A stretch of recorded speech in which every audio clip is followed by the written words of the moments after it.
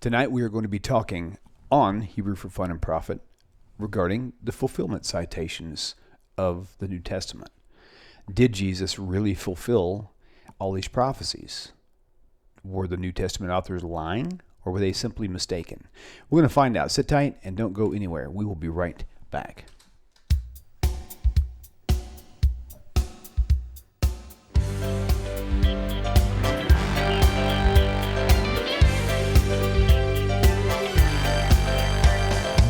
Welcome to Tanakh Talk. I am your host, William Hall, broadcasting live out of Kingsland, Texas, USA, with another episode of Hebrew for Fun and Profit with that non-profit organization, Gavriel Sanders. You know, I should really leave the joke telling aside. That's just not really that funny, to be honest with you. But Gavriel, it is such a huge pleasure to have you back. You've been busy. I have been busy. We've all been busy. And it's such a pleasure to see your smiling face and that wonderful brain of yours once again. Let me get it jump-started here. So, hey, I'm going to tell you, I'm really, really excited about the this whole new format that you've chosen. It's really delightful. It's one of those things where, to me, sometimes you can go and watch something, and you think, oh, it's kind of cool. But then you watch something and you're thinking, oh my God, there was so much cool linkages and connections and like circular learning, like spiral learning as they call it in school, that you almost have to go back. You can't rest without going back and watching it a handful of times. And so in this new format that you've chosen, I think really, really stimulates that with me and probably with everybody else watching. So this is great. Tonight's topic is going to be fantastic. Everyone wants to know, did Jesus fulfill any prophecies? Or what's going on with that? What does the Hebrew say? Do Christians even care what the Hebrew says? I've actually met a few who don't understand really? that. Yeah. They're like, it's okay. I don't really care. It says all I know is that I believe in Jesus because he healed me from lung cancer, or he got my daddy off crack, or you name it. It's really true. I mean, these experiences you can't erase. But the problem with those experiences, it's got such a hardcore claw connection with people that even when they see something, almost like an abused wife, and she said, no, I know my husband loves me, but he goes home and beats her every night, right? Mm-hmm. She can't let go because that's all she's ever known is this guy. Mm-hmm. So I think Christianity sometimes actually has that same symptom, and hopefully with these types of shows. So I think Christianity sometimes. Is that me? Oops, that's you there. Oh, cool. Okay. Oh, cool. Hey, that's actually a good idea. That's a good idea actually to keep an eye on that, because you'll be able to see when I put up certain screens, and because I might actually fall asleep. Although isn't there a 20-second delay between there what is. you put up? There is. Like right now, if I go snap, it takes the viewer 20 seconds to see that snap. So yes, indeed. I'm watching myself talk. Okay, so I won't occupy too much more time. I will ask you a lot of questions if I can along the way.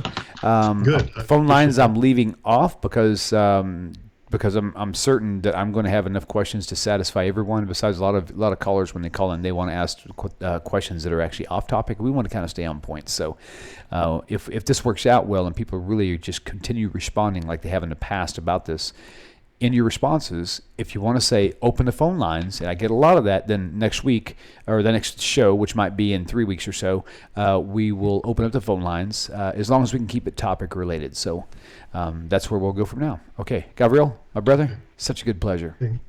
Thank you very much. Well, once again, I want to welcome each of our viewers, whether you're with us here live, which is usually a small audience, or the hundreds and hundreds, again I say hundreds, that seem to join us when they can, where they can, around the world.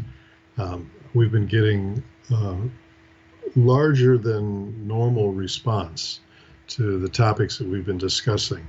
When we first started out with this, we thought, well, let's teach people Hebrew online. But that is a very broad undertaking when you consider that some people don't know the alphabet and others are more conversationally oriented, and maybe they know 1,500, 2,000, 3,000 words. And so the disparity between those two it's really kind of hard. So we've done, if you go back through previous shows, we have about 22, I think this is show number 22. If you go back through them, you'll find a lot of resources spanning the proficiency ranges. Some of them still exist. Some of those links have maybe expired, whatever. But then a few episodes ago, we decided to take a look at what the Hebrew text says in relation to the Christian scriptures allegation that these are fulfillments of prophecy. And so we're going to start what I hope is a series of sorts that I'm calling Matthew's myth perceptions. I think I coined that term, myth perception. It's not a lisp. Right. But so you get it. Okay, it's a little play on words. And we're looking at prophetic fulfillment passages in the book of Matthew that are explained from the Hebrew text. And tonight we're starting with part 1, and we're not jumping into the actual first one that comes up is based on Isaiah 7:14. That one takes a bit of time, and really it's been very well done by Rabbi Singer and Rabbi Skobac and others here. I don't want to call it a dead horse, but I probably will do some work. So at least, each one of us who presents on this platform has his own personality, if you will, and perspective, and I have mine. So I think to round out the series, I'll probably go back and do Isaiah 7:14, but it's relevant to this week's Parsha reading. We just began Sefer Shemot, the book of Exodus, and one of the key passages related to this, to our topic tonight, happens to show up in Exodus 4:22, which is in this week's reading. So tonight we're looking at Matthew 22:15, contrasted with Hosea 11:1. There's just a little icon of the Greek text over there. And in the Gospel of Matthew, or at least the Gospel that's attributed to Matthew, nobody really knows if that's who wrote it. The label on that, the intro, Gospel according to Matthew, was put on a long time after it was written. There are over 60 citations from the Jewish scriptures, and then scattered throughout the book is a subgroup that we refer to as fulfillment passages, fulfillment narrative. In the intro, you called it, what did you call it? The fulfilled prophecies, basically. Okay. So these will be our focus, Bezrat Hashem, God helping us, for several upcoming programs, because there's a lot to get in. If we try to treat the 11 that are there, or 6 or 8 out of the 11, I think that will be sufficient to show kind of that what's going on behind the curtain here isn't what's been perceived in front of the curtain. Gavriel, can do me a favor, if you don't mind, since we're in the beginning of the program, if you'd be so kind as to allow me to present something in a question format that I think there's other people out there who certainly would like to know the answer to this. Sure. When I talk to people, I say, well, the original Hebrew. Well, they say there is no original Hebrew. They say the original is Aramaic, not Aramaic. What do you say? The Paleo. And they say the Paleo reads differently, blah, blah, blah, blah, blah. So when I say the original, and then we get in this discussion about the Masoretic text and things like that, how can a person like me, and as quick as you would like to handle this, sum this up in an easier approach to handle that type of a question or challenge from a Christian or Messianic? Is the question clear? I think the question is pretty clear. Okay, very good. In other words, how can I trust the text? Yeah, but actually that's where it actually ends up at. How can you trust it? Because blah, blah, blah. So there you go. Right.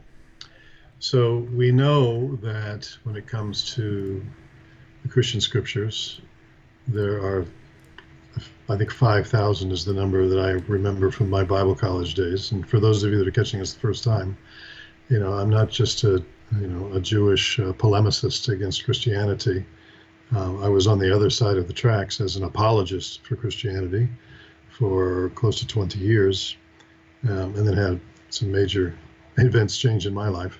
So for 19 years, I've been, actually a little longer, but officially living under this uniform that we call a kippah or a yarmulke. By the way, the word yarmulke is a corruption of the word Yoreh Malchut, which is a sort of an oblique way of saying one who has the fear of heaven, one who fears God. And the head is covered in order to remind someone that there's always something above us. So it reminds me of Tovia and Fiddler on the Roof going, we wear these little prayer shawls to remind us of our constant devotion to God, something like that. Love it. So let's talk about the text. I remember talking to a self-proclaimed Jewish atheist a few years ago when I'd done a Friday night lecture in Manhattan to a group of mostly international singles. And this short fellow sort of Napoleonically walked over to me. I was sitting and he was standing, and we were eye to eye. And he said, well, I'm an atheist. What do you do with me? And I said, are you Jewish? He said, yes. I said, well, if the book isn't true, then neither are you. In other words, there's no real basis for your claim of Jewish identity because it all flows out of the book. Now, I mentioned a moment ago that there are thousands, maybe 5,000 Christian fragments, New Testament fragments. There are variants, many variants. Some of them are minor variants, textual variances. There are at least 50 major textual variants. In other words, a folio that will appear with a particular set of texts, and then another folio with similar text but some pieces missing, or major translation differences. Okay, so, but you don't have that experience with the Hebrew text. Now, the Hebrew text has existed in probably three different forms, we could say. There was the original that was given to Moshe Rabbeinu, Moses, our teacher, and that was passed down through scribes to a point where then after the Babylonian exile, the Asherite, or Asherit we call it, script form was adopted, which is very similar to what we have today. You see sort of an evolution of the Hebrew alphabet in different writing styles. And then in the 10th century, there was the addition of the vowel points. So when someone talks about a Masoretic text, I heard recently on one of Rabbi Singer's programs, he was talking about, might have come out of a question that in his recent lecture in Jerusalem, when someone asked him a technical question, and he got quite technical in response, because the person was saying, well, the Septuagint text is older than the Masoretic text. And that's really a red herring argument, because the Masoretic text is the same Hebrew text, just with vowel points added to it, but it's the same consonantal text. So this is something that everyone has to understand, and I try to keep this pretty simple. Hebrew is a consonantal language. Imagine English without any vowels. Now, could you understand English without any vowels? Maybe it has a couple of markers or some letters that are functioning sort of like vowels that hint at, like the letter Y that we use, like in the word my, my, or why. Yes, and Hebrew has that.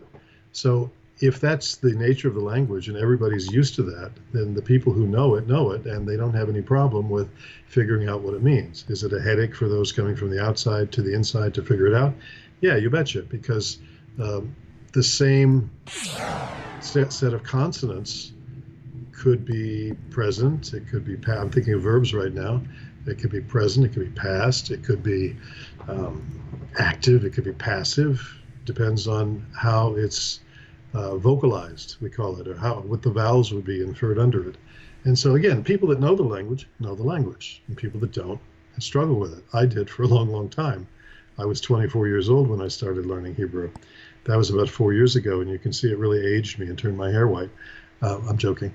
So, no, but I've been at this for decades on this language. And so when it comes to the Hebrew text itself, there's a couple things we have to know. Number one, the Hebrew text is revered at a level that I don't think that any Christian text has ever been. Where I daven, the synagogue in which I pray, not far from where I live, we have several different minyanim, which means, kind of, I guess Christians would call it a prayer meeting, prayer service. Those words sound funny to me now as I say them. But as we gather, we have different nuschaot, which are different. There's an Ashkenazi way of prayer that differs slightly from the Sfard way of prayer, which differs from the Eidot HaMizrach type of prayer, and I've been davening lately with Eidot HaMizrach, which is the Israelis, the Bukharians, the Yemenites, the North Africa, Tunisians, etc. It's a very, very beautiful kind of davening. And when we take out the Sefer Torah, it's in a beautiful silver canister, and it's held up, and everyone comes and take their talit, and they touch it to the canister and kiss it. And there's a lot of reverence. That's the key word I'm looking for. There's a great reverence for the text.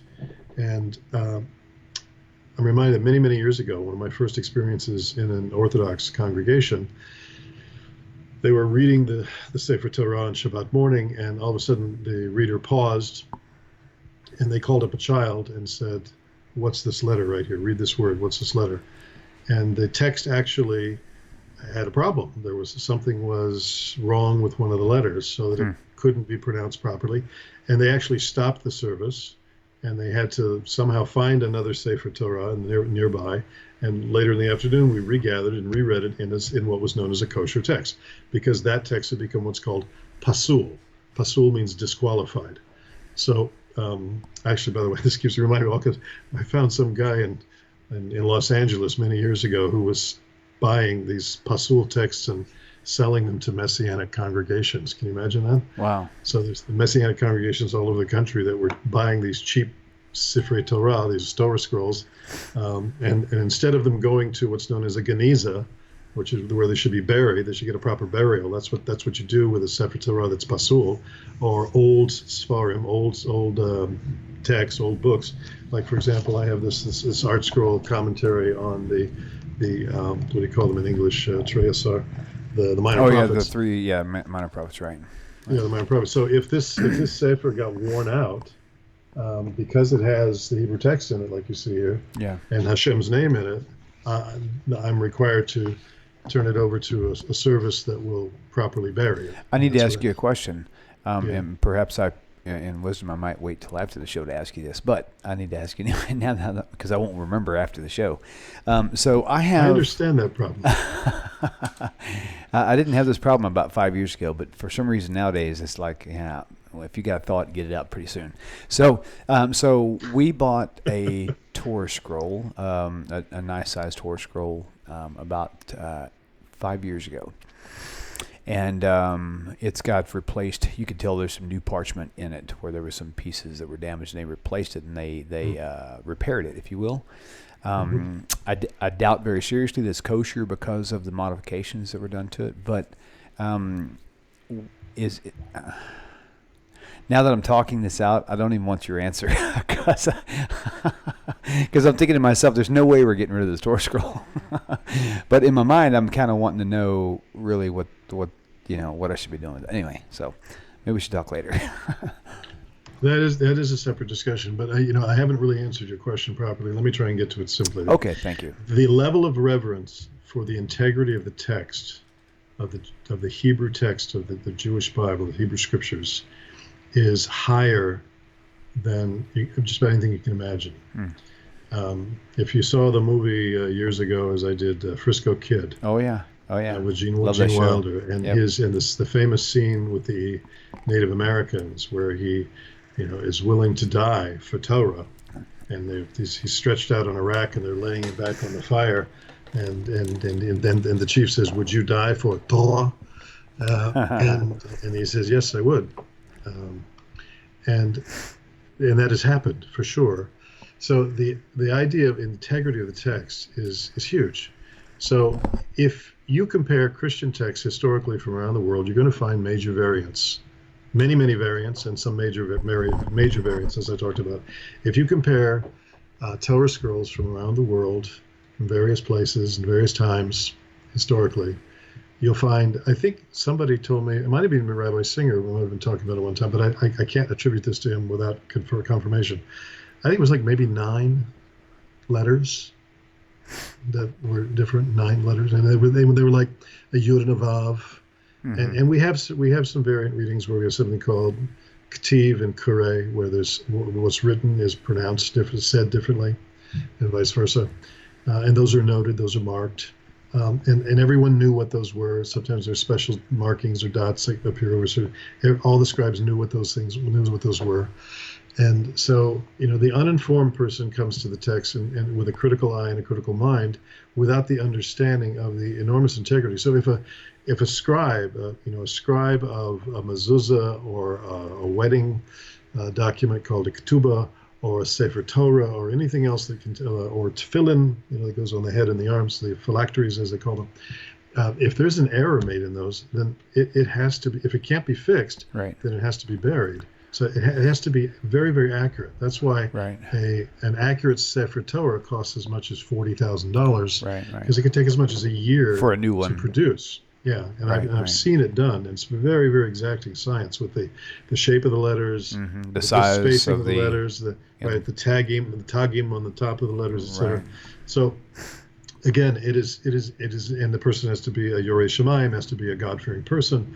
So there are a lot of qualifications that go into this process. Wow. That it's not just sitting down at your word processor and Yeah. knocking out, cut and paste or change the font or whatever. It's painstaking work. So the reverence for the integrity of the text is huge. Why? Because the text, it's not what we used to call in Bible college bibliolatry, the worship of the book. That book is the interface between this world and the spiritual world. It's the message that's conveyed from the divine that gives us, it's called Torah because which derives from the word light or instruction, because it gives us the light of instruction on how to live. It contains history, but it's not a book of history. It's a book. It's a love letter, really, is what it is. So where Hashem says, "Here is what I need you to know in order to serve me." So what we do know also, and I'm kind of getting our train of thought back on track here. Sure. Not accusing you of derailing our train of thought, by the way. Although I did derail the train of thought. Okay. I think I made up that phrase many years ago. You derailed my train of thought. So it's interesting. I was thinking about this earlier today, thinking about tonight's session with you, that when I became a believer, I started with the Gospel of Matthew. And I was initially very impressed with all of the linkages that we find in Matthew. Over 60 times we find these phrases that show up where it talks about, fulfillments. And early on in chapter 1, 2, etc., we keep running into that it might be fulfilled, which was spoken by the prophets or said by the prophets or spoken by Jeremiah, etc.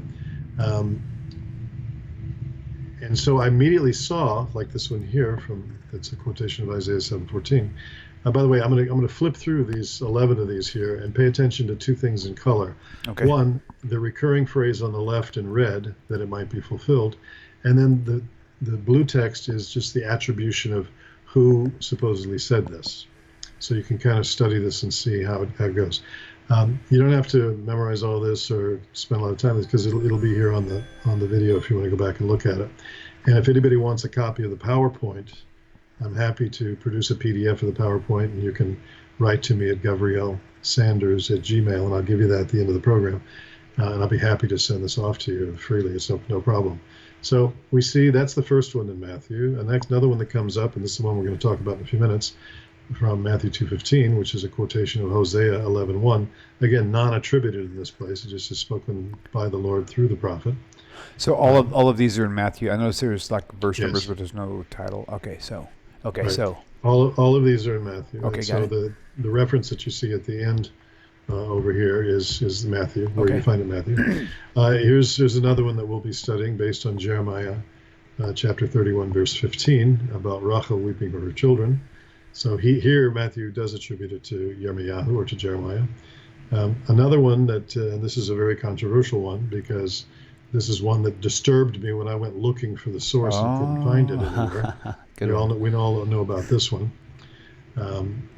And then a few others here. This is, of course, from Isaiah, and this one from Isaiah 53, and this one again from Isaiah.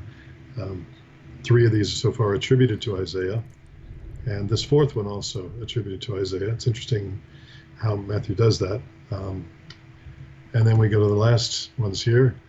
This is for the book of Psalms. Another one that it might be fulfilled. This is based on Zechariah, and that it might be fulfilled, spoken through the prophet, non-attributed. And the last one that we'll be looking at, not tonight, but in the series, God willing, is also one reference to Zechariah about the 30 pieces of silver.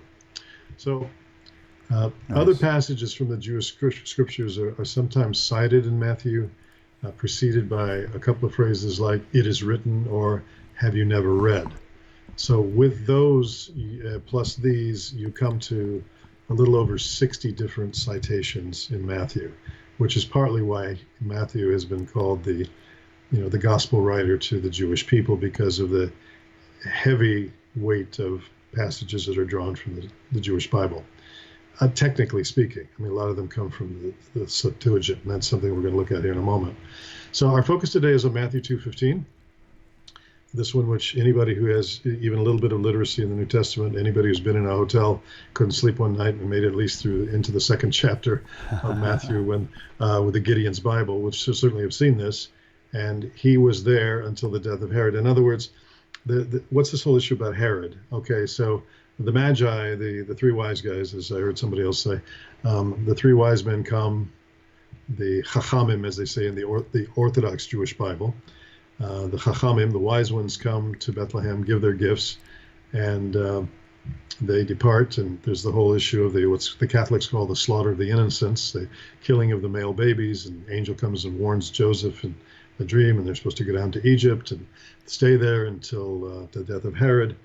And so I was reading one little bit of history on this, because this whole story of in Matthew of the death of the innocents doesn't show up in common culture history. Josephus wrote more about Herod. We have more information about Herod than probably anybody else, because Josephus dedicated a couple of scrolls to him in terms of volume. But he doesn't mention this, probably because this happened toward the end of Herod's life.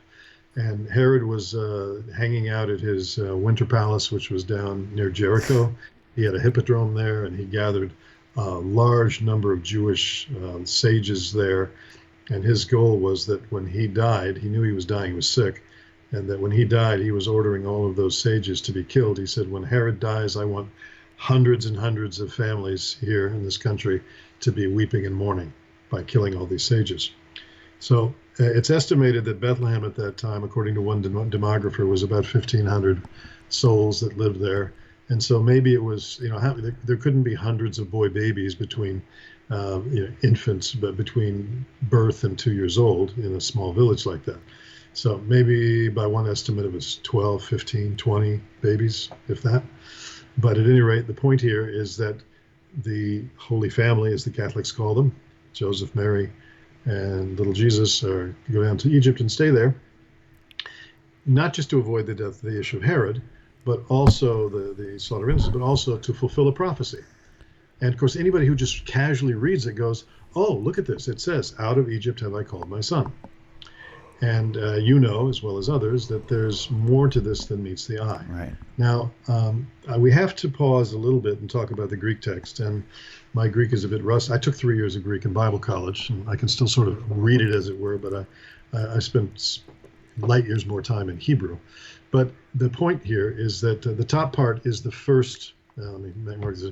The top part here is the first part of the passage, that when Israel was an infant, I loved him.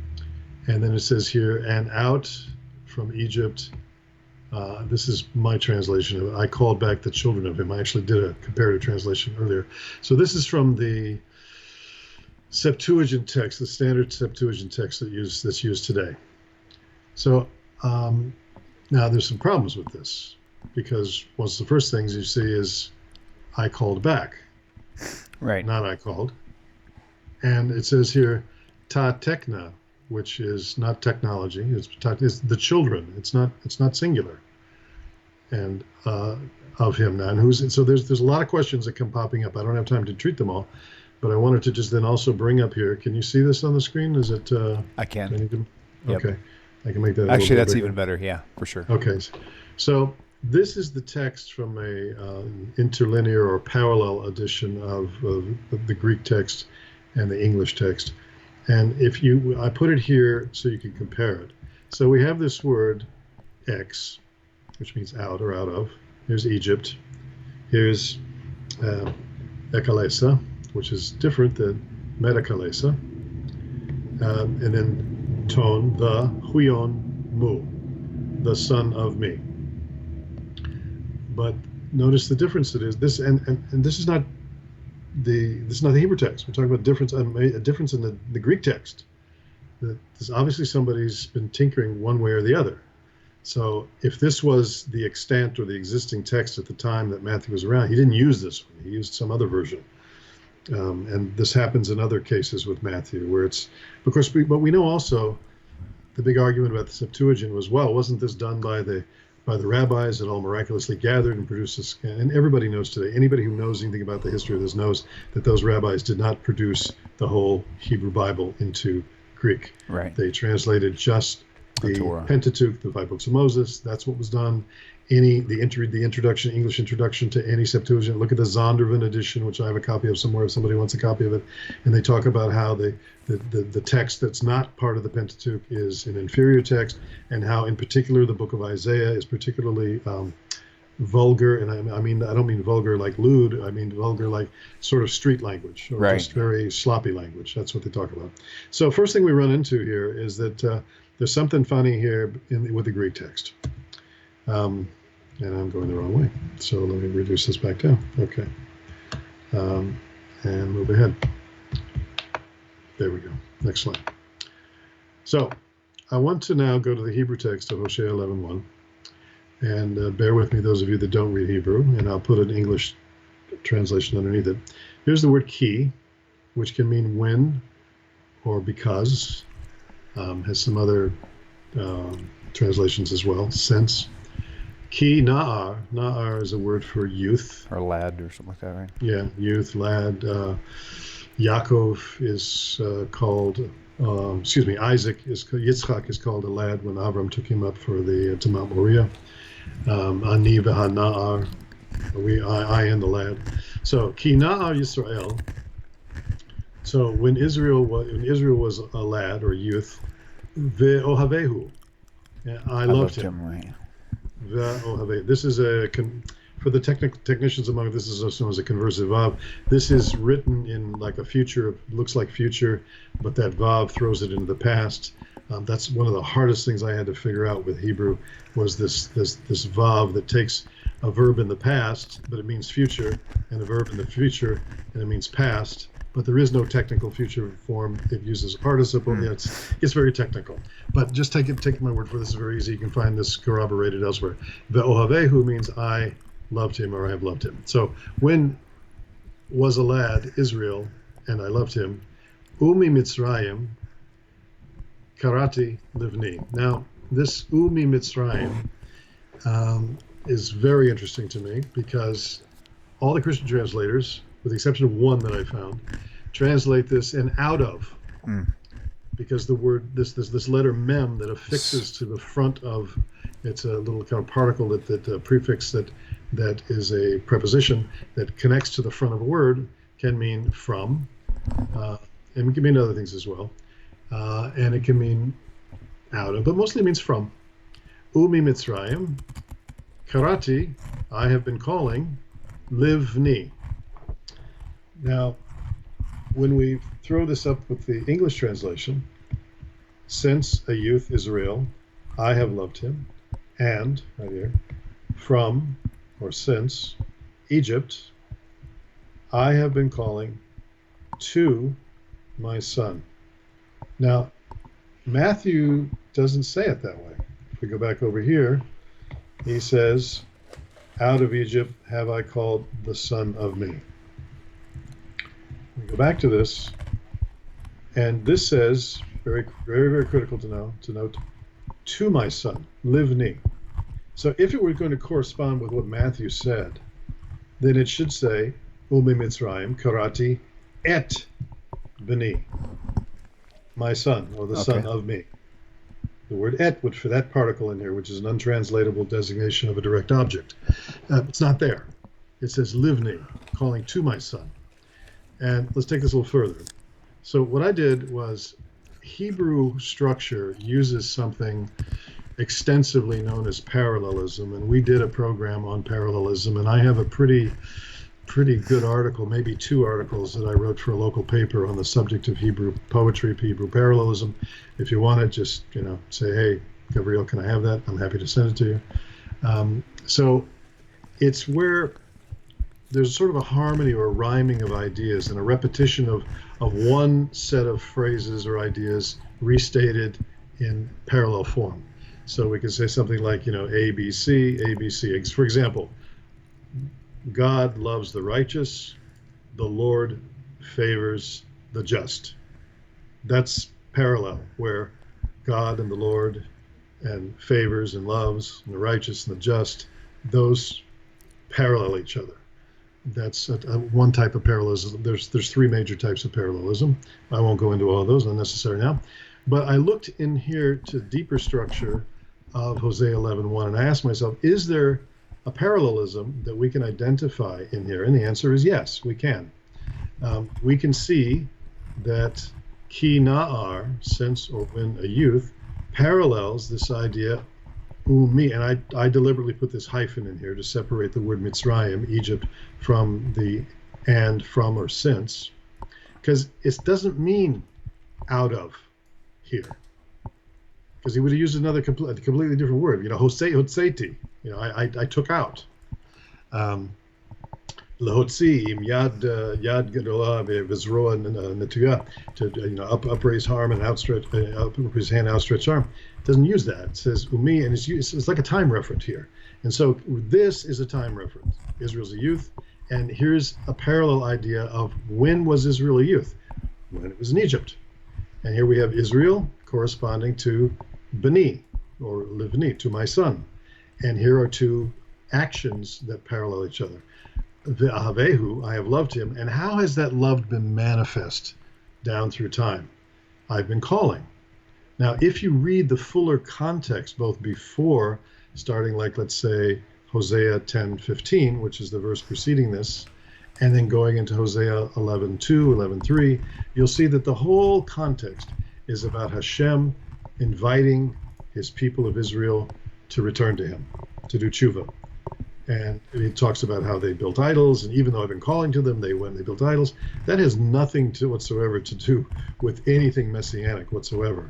That's just one of those classic cases of Matthew, hovering his mouth. I use his mouse. I use a touchpad, and cutting and pasting. It's like, well, I can do that. I can certainly go and do that. Oops, don't want to go there yet. So this gives you a little bit more of the deep structure of what's happening here. That there's nowhere in here that could really honestly be said out of. This is a time reference, umi, it's from Egypt, from that time that they were in Egypt. When was he in Egypt? When Israel was a youth. What are we talking? Israel? There were some old people there. They were youth. We're talking about Israel as a nation, where it was in its youthful phrase. And we have a passage I mentioned earlier that comes from Exodus chapter 4, verse 22. It uses these words, Uvni Bechori Yisrael, and Israel's my firstborn son. So we have this very clear designation in the Jewish Bible that the Son of God is not JC, but the nation of Israel. And that nation had a stage of infancy. And that infancy was in the time of Egypt, prior to their receiving the Torah. And it says that from that time, from the time of being in bondage in Egypt, when they didn't know anything, when they were in this enslavement, and when they were also enslaved to their own desires, where they hadn't embraced the values, the high mores of the Torah yet, the mitzvot, Hashem has been calling to them. Umi Mitzrayim karati livni. Now let's take a look at I think some of the commentators, a couple of slides here on classic Jewish commentaries from different time. A couple of them that are going way back, and one a bit more recent from the 19th century. First of all, let's see what Rashi has to say about this. And in these cases, a couple of programs ago, we talked about a website called Sefaria.org, and I pulled these from Sefaria. That the English translation is mine. And also a couple of other things I wanted to mention. I held up this for any of the Hebrew literate amongst us. There is the Art Scroll Tzukar edition of what's known as the Nevi'im from the Mikraot Gedolot, from the great sources. That's here. I can see how I'm holding that up, and you can see a little bit better. Yes, it's rather thick, and this is just the what are called minor prophets. Also, Art Scroll has a 2-volume set in English. And it's Hebrew commentaries there, but in English of the minor prophets. And there's another one here, which is here it is, the prophets, which is again with Hebrew text. but a lot of English commentary as well, and you can see that. Oh yeah, nice. So you can treat yourself to that as well. Again, by going to artscroll.com. And I asked them recently if they would reinstate the very nice discount that they were giving to viewers of Tanakh Talk. And all you have to do is, when you order online, just put in Gavriel, Gavriel 20, and you can get a 20% discount off the list price there. So that's just a little, I don't get anything from that. The program doesn't get anything. It's just an arrangement we made for our viewers. There's a lot of new viewers out here tonight that we haven't seen before. Would you like to please, for me, tell them why you have the ability to request for a discount for so many people? Well, I worked for ArtScroll for 10 years. I was in marketing and public relations and worked with a number of amazing people there, from one of the most famous cookbook series of all time, Kosher by Design, with Susie Fishbein. I worked on all of her cookbooks. Never ate anything that she made, by the way. But she never treated me to as much as a finger sandwich. But that's okay. That's fine. We've made some of her stuff at home, and I worked on some very serious things. The conclusion of the Art Scroll, Talmud Bavli. Translating. I didn't translate. I worked on the public relations side of that. Oh, I did work on something called the Art Scroll English Tanakh, which is the 24 books of the Hebrew Bible. Oh, wow. The Christian Bible uses 39. We use 24. And in that, we did do some very special work on the commentary with a very sensitive treatment on some of the typically co-opted Messianic passages. And I worked on that with Rabbi Moshe Schulman and Rabbi Singer and Rabbi Kravitz and Rabbi Skobac and some others who had some over-the-shoulder input, as well as a couple of top leading Art Scroll scholars, Rabbi Menachem Silber, who has a photographic memory. He should live and be well. And Rabbi Menachem Davis, who's done many Art Scroll books, including many in the interlinear series. So I worked with some pretty heavy-hitting people on those projects. So I called Art Scroll one day and asked if we could just extend a discount to our viewers because of my historical relationship with them, and they said sure, they're happy to do it. They have different types of affiliate relationships. Only in this case, usually affiliates get a little piece of the action, but we don't in this case. So the 20% discount goes right to you. There you go. So Gavriel 20, Gavriel 20. Gavriel 20. Very nice. And you do that when you check out at the Art Scroll website in the shopping cart, and they say, do you have any kind of a coupon code? And that would be the one to use. Okay, so looking at three commentators, there are others. If you look in either the Hebrew text here of the Shrei Asar, the 12 minor prophets in the Hebrew or in the English edition, these commentators are in there, but there are several others as well. So Rashi is kind of the go-to for the simple meaning of a text. Rashi was from Troyes, France. He was a wine merchant. He lived from 1040 to 1105. And this phrase here where it says, Umi Mitzrayim karati livni, from Egypt I have been calling my son. It says, Al yedei nevi'ai, so by means of, let's just look at the English translation, and from Egypt I've been calling him my son, by means of my prophets to cleave to my Torah. And what did they do? So if you go on to the next verse, Hosea 11:2, it tells you what they did in terms of corrupting their ways and worshiping the Baalim, the Baal deities. And there's a lot more about that there. The Malbim, as we refer to Rabbi Meir Leibush ben Yechiel Michel Weiser, we refer to him by the acronym as the Malbim. He lived from 1809 to 1879, I think died in Kiev, Ukraine. Not a very nice place in those days. And he said on this phrase, Ki na'a Yisrael, when Israel was a youth, at the time when Israel was still a tender youth in years, that is in Egypt, since then I have loved him. So you can see that this Mitzrayim is not out of Egypt, it's from or since Egypt is the proper translation of it. And then we come over here to when he says, Umi Mitzrayim Karati Livni, and from since Egypt I've been calling to my son, even though he, the son, didn't call to me, I called him in love that he come to or with me as a father that loves his son and calls him to come to him, even though the son didn't call him. So the father is taking the initiative to call to the inattentive son to cry out and say, I'm here, come to me. And it uses an interesting word here, this word etzli, where it says, ba'ahava sheyavo etzli, that in love he will come, could be Eli, which would be to me, but here it says etzli. Etzli is a funny word to translate. It can be near me, at me, by me, next to me. Has some different translation possibilities to it. So it's a bit more of an intimate term in relation to proximity. And then we have the Radak, Rabbi David Kimchi, the medieval commentator who was born in 1160 and lived and died in 1235 in Narbonne, France. He gives, we take two fragments from this, so with Ki Na'ar, when a youth, so he says again, while yet in his youth enslaved in Egypt, we're talking about the nation of Israel, Umi Mitzrayim, he says here, Me'et Yatsa, since Egypt, from the time he went out of Egypt. This word Me'et, et means, it's a time reference, time period. In my head, let me pull it up. Ecclesiastes chapter 3, where it says there's a time for everything, every purpose, etc. I'm thinking of the Byrds and Bob Dylan, singing it a long time ago. To everything, turn, turn, turn, right? All the old hippies remember that. Right. So in Hebrew, it uses the word et. L'chol davar yesh et. To everything, there is a time. Et is the word here. Somebody said to me, well, doesn't et mean pen? Yeah, but it's spelled differently.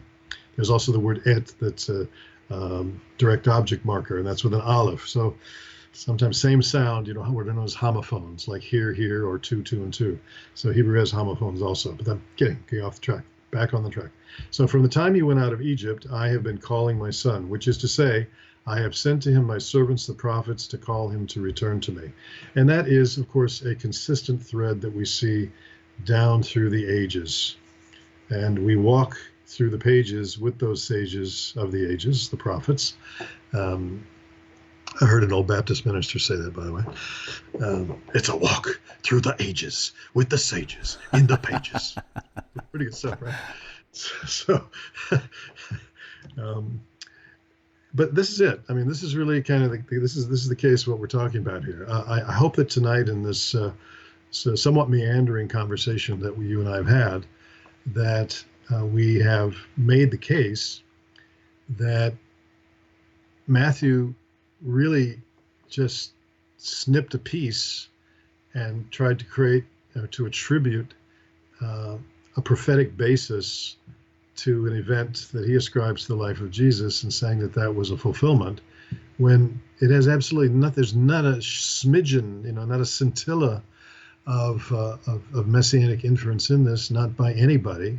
Right. It's the son here is clearly, when we went back and we looked at our parallelism structure here, the son that's being talked about here, and remember it says to or for my son, and all the Christian translations except for one that I found, and it was a liberal one, that one said for my son, but all the others say I called my son. It takes this preposition totally out of the picture. They're right. All mistranslated. Hey, I'm going to say it again because it's really astonishing for me to be saying this, having spent 20 years as an evangelical, charismatic, born-again, spirit-filled, speaking in tongues, et cetera, preacher of the gospel.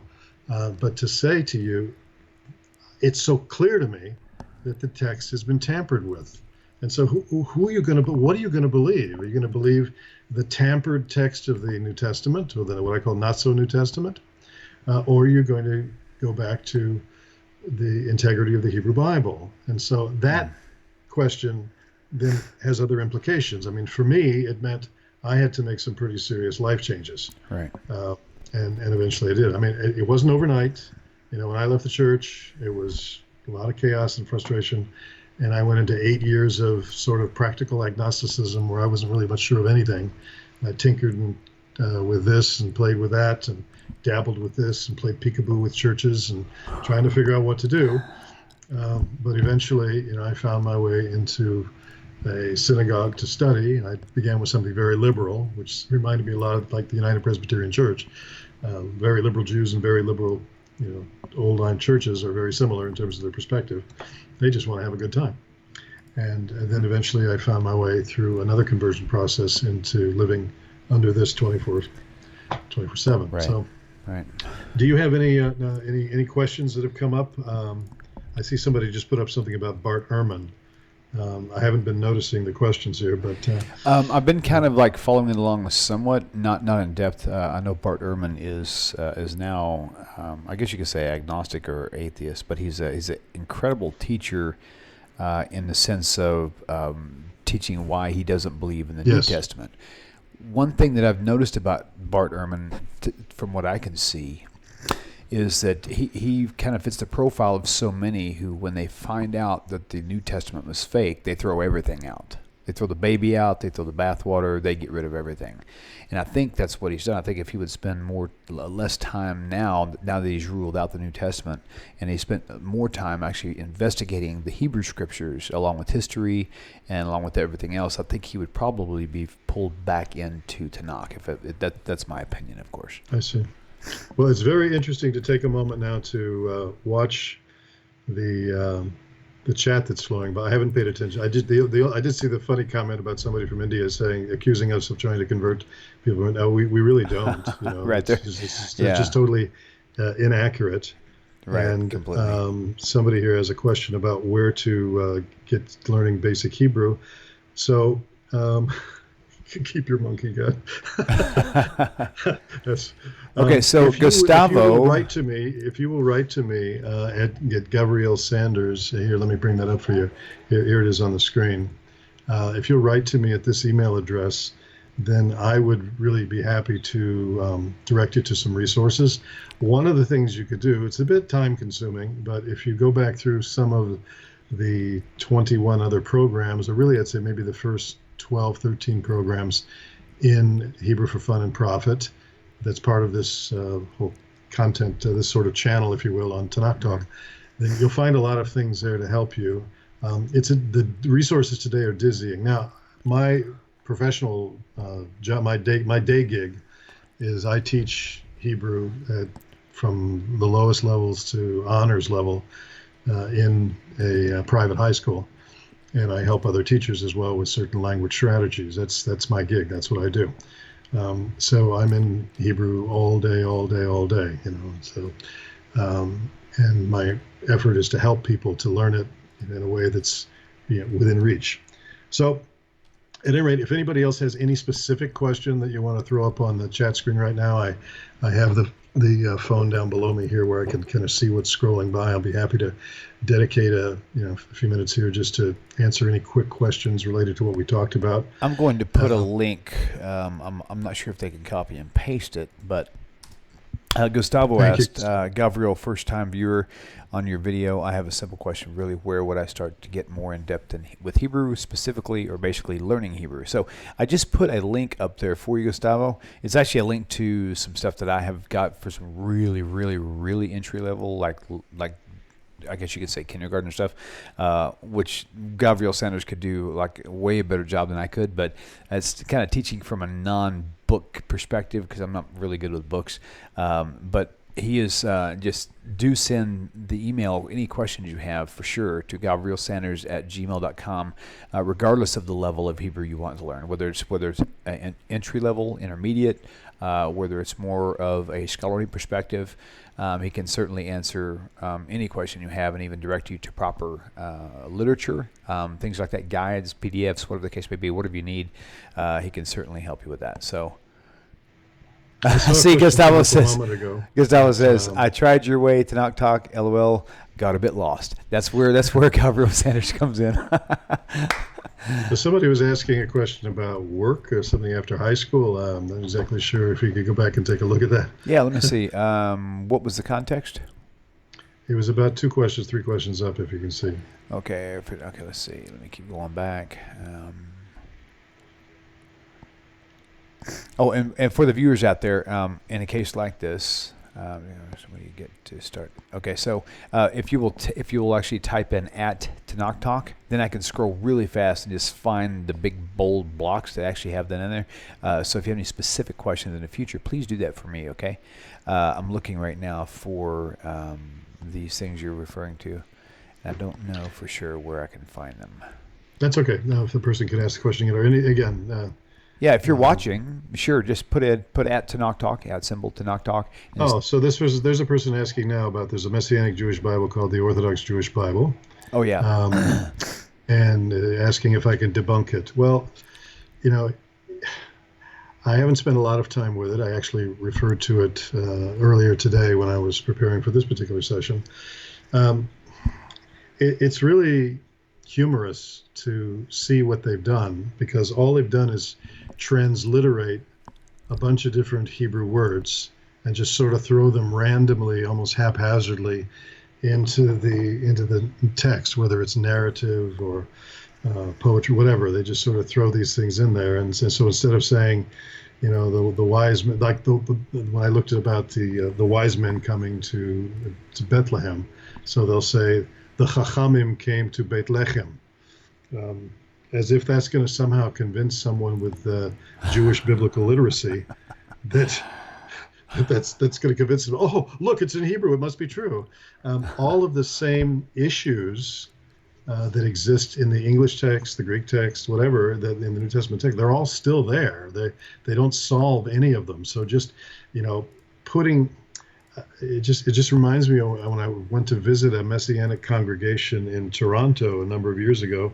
It happened to be on a Shabbat, of course, and it happened to be also December the 25th. Very interesting day to go there. And a lot of the people were dressed up in a talit, and it looked like pretty much of a Jewish place, but it wasn't. It just, especially when they started what I call laning, taking out a scroll for the New Testament, or the band that they had on Shabbat morning. It's you wouldn't find that any place in my neighborhood. I can walk out my door and there's like 10 different congregations where I can go, and a minyan, a prayer quorum that I can join on Shabbat morning. So wouldn't find that here. But that particular text is simply Christianity dressed up in sporadic Hebrew language. It's right. The basis of the text is the same old, same issues that are there. It means nothing. It's just another attempt to convert the Jewish people through subterfuge. Nice try. Mm-hmm. Another. It's a wolf in sheep's clothing. One thing you can close with is this particular view. So they say that Yeshua, I really don't even like saying that anymore. Jesus was born in Bethlehem, right? And they say that it within itself was a fulfillment of prophecy in a super spiritual way. Bethlehem being two words, not one. Beit Lechem, the house of bread. And so it's interesting that in my mind, I'm thinking with Passover being, the Feast of Unleavened Bread, wouldn't have been more appropriate for Jesus to stay dead rather than to rise on Pesach. Okay, yeah. So I know that sounds silly, but if he's the bread of life, you're not supposed to rise. Okay, whatever. So comments. There's some very funny chat things going by. Like somebody says, I call him Jesus, Zeus. Oh, right. Like Zeus. That's right. That's pretty funny connection. Other people have made that comment. So that's probably one we'll talk about. Okay. At some point. But again, Rabbi Singer has done such a thorough job on so many of these passages. I just want to focus on a few simple ones that I think are backed up with reasoned research and just staying tethered to the Hebrew text. I don't want to get far afield with speculative things. Right.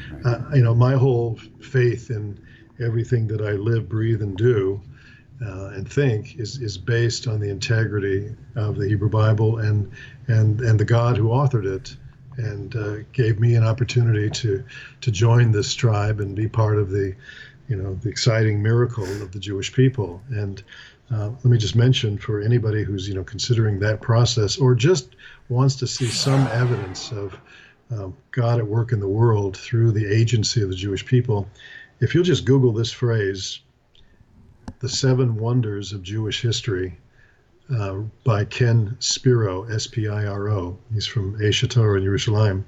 Then you will find yourself really blown away. A couple of years at the high school, I taught a course in modern Jewish history, beginning at 1450. You say, it doesn't sound so modern. Well, that's the Gutenberg press. And so that was the first information explosion in the modern world. So that's where I like to start. And Jews took advantage of that to produce a lot of books, many of which were burned, by the way. Mm-hmm. But the first thing that I would lead off with in that course was a study of the 7 wonders of Jewish history, because it's very important for Jews, especially today, to see themselves and to see the miraculous threads that have sustained, maintained, guided, and provided for the Jewish people down through time against all odds.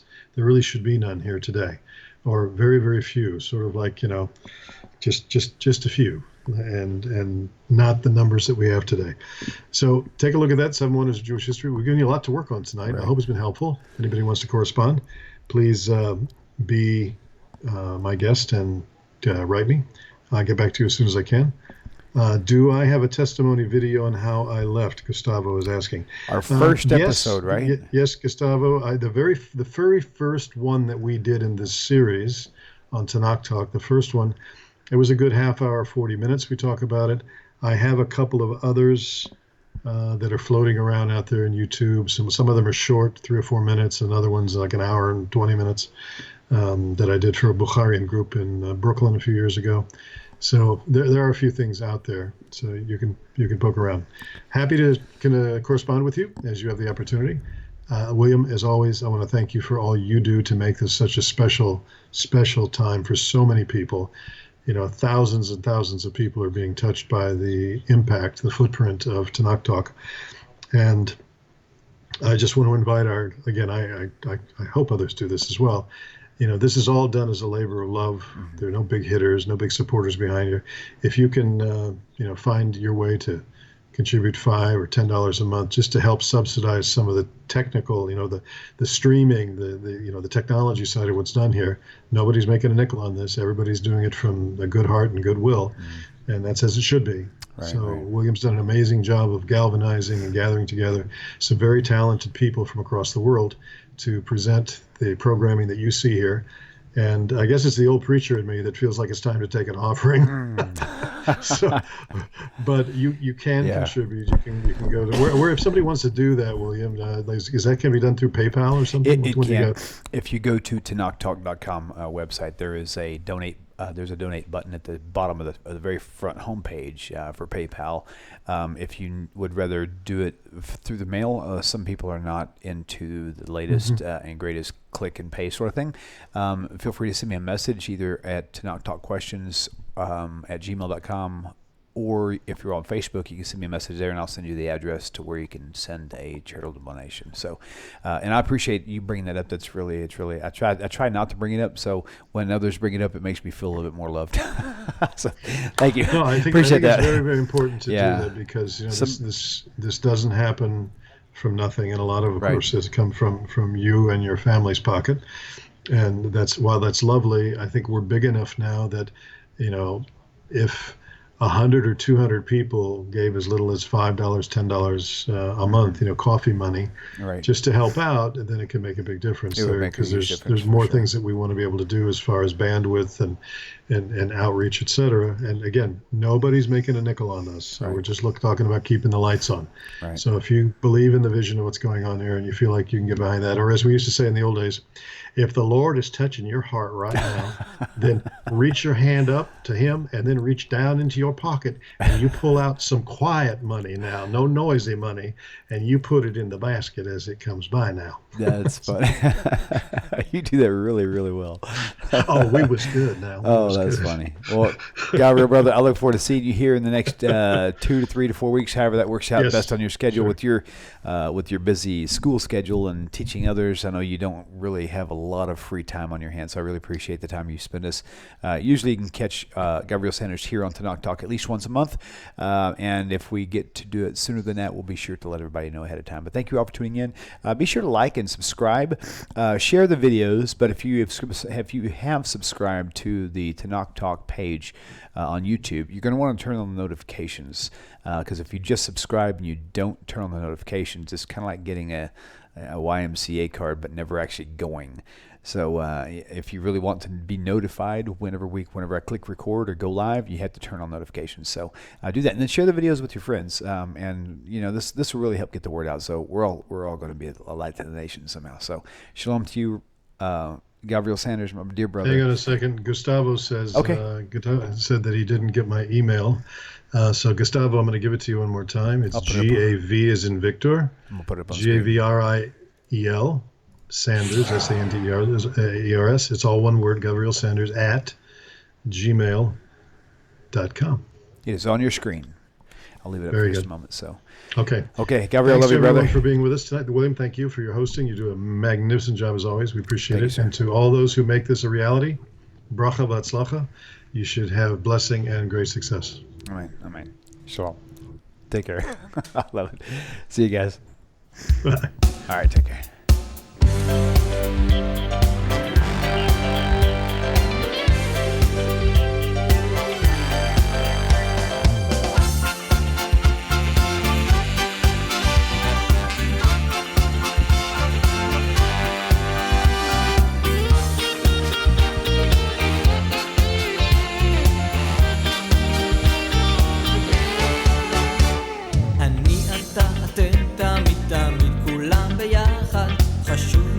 חשוב והכרחי להיות ביחד.